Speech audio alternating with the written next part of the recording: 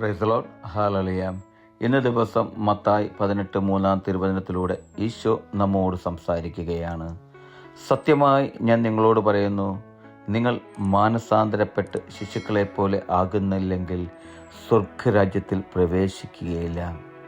പ്രിയപ്പെട്ടവരെ, ഇന്നത്തെ തിരുവചനത്തിലൂടെ ഈശോ നമുക്ക് മനസ്സിലാക്കി തരികയാണ് എങ്ങനെ ഉള്ളവരാണ് സ്വർഗരാജ്യത്തിൽ പ്രവേശിക്കുകയാണെന്ന്. വചനം നമ്മോട് പറയുന്നു, മാനസാന്തരപ്പെട്ട്.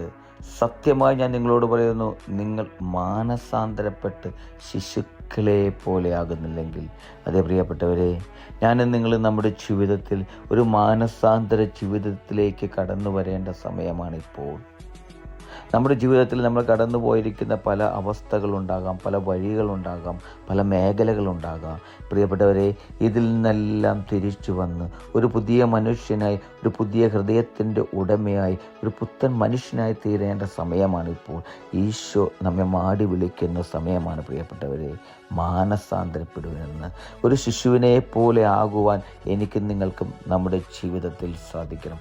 അങ്ങനെ ഒരു കുഞ്ഞിനെ പോലെ ആകുമ്പോൾ ഞാനും നിങ്ങളും നമ്മുടെ സ്വർഗരാജ്യത്തിന് അവകാശികളായി തീരുകയാണ്. ഒരു പുതിയ മനുഷ്യനായി തീരുമ്പോൾ, ഒരു പുത്തൻ ഹൃദയത്തിന് ഉടമയായി തീരുമ്പോൾ, എൻ്റെ ഈശോ നമുക്ക് വാഗ്ദാനമായി നൽകിയ സ്വർഗരാജ്യത്തിന് അവകാശികളാകാൻ നമ്മൾ ഓരോരുത്തരും നമ്മളെ തന്നെ ഒരുക്കുകയാണ് പ്രിയപ്പെട്ടവരെ, ഒരു തിരിച്ചുവരവിലൂടെ. ഹല്ലേലൂയ. ആമേൻ.